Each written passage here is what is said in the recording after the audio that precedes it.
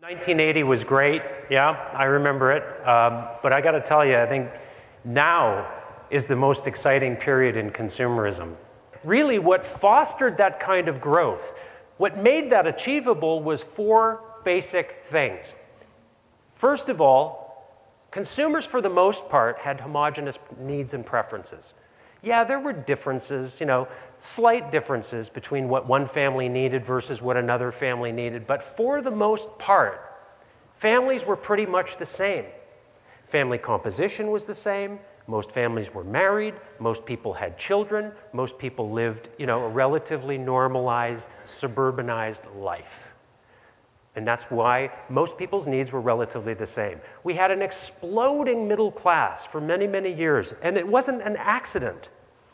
I know with the election we're hearing a lot about the middle class and reviving the middle class. We need to understand that the middle class wasn't an accident. It was manufactured. It was deliberate. We had a very, very profound big media effect, and big media was very, very effective. And we'll talk about why in a minute. And then lastly, distribution of a product. Because products were scarce, distribution of a product made a destination, right? If I could put my product somewhere, it made that place a destination for my product. I promise you that 80% of the other retailers out there, many of whom are in your category, don't get it. They don't understand the point in history that we are at right now, and they think that this whole thing is temporary. But it's not.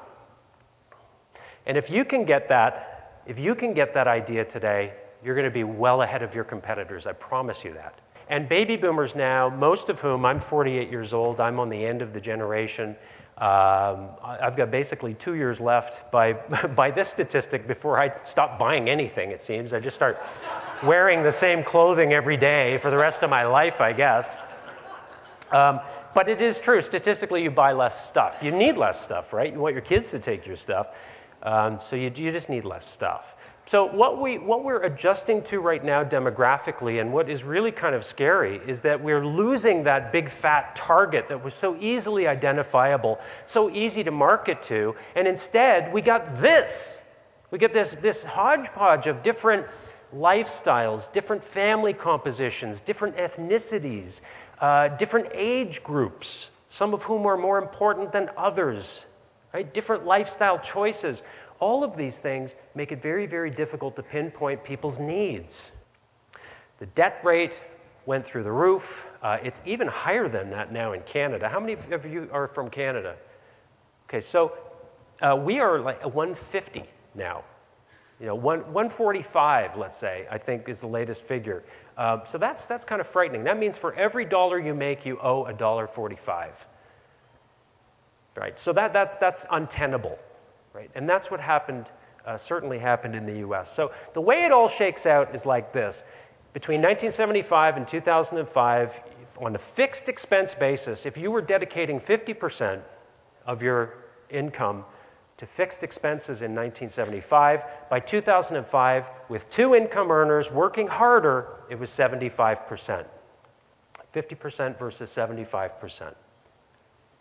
And the way this all shakes out, and the reason I'm telling you all this, because I think it's important to have the context, the way it all shakes out is this. The top 5% of income earners in this country generate 37% of all US spending.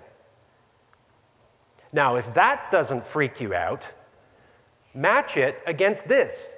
The bottom 80% of all income earners only generate 2% more. Consumers now have this new degree of considered consumption. Right? I don't have to tell you guys, right? Everybody increasingly is walking around with a computer in their pocket, so they're able to check prices, they're able to check quality. So what's happening, though, that's sort of what we see in the headlines, of course, but what's really happening is there's a bifurcation taking place where that average experience, that middle experience, is being split into two very distinctly different experiences. One is a high fidelity experience, the other is a high convenience experience. Everything else in the middle is just average.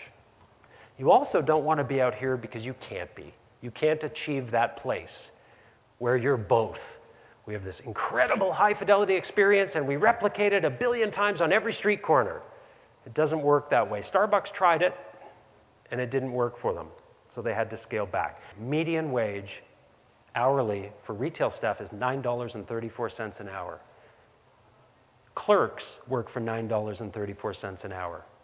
Brand ambassadors don't, but they return enormous exponential value to your business. So you're going to have to get used to, if this is the direction you pursue, you're going to have to get used to higher pay grades. But I promise you, the benefits are there. The days of the clerk are over. And if you're playing that middle of the road, if you're still trying to sell that average product in an average way to an average consumer, you're going to have to raise your game. I was encouraged to hear about the technology that IQmetrics is releasing, because I think it falls in line with this. And it was completely, frankly, unintentional to talk about and align these two things today in the talk. But the idea of assisted sales, of empowering your brand ambassadors to create a better experience.